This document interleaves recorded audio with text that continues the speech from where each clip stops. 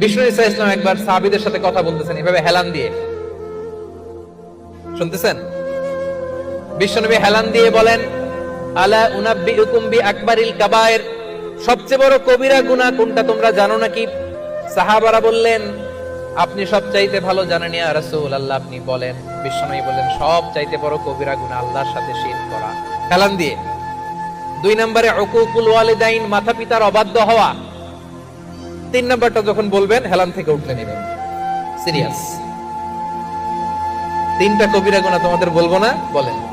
2টা বলছে হেলান দিয়ে, একটা হচ্ছে আল্লাহর সাথে শিরক করা, 2 নাম্বার হচ্ছে মাতা পিতার অবাধ্য হওয়া। 3 নাম্বারটা যখন বলবেন, ওয়াকানা মুত্তাকিয়ান, তিনি হেলান দেওয়া ছিলেন, ফাজালাসা, সিরিয়াস হয়ে বসলেন।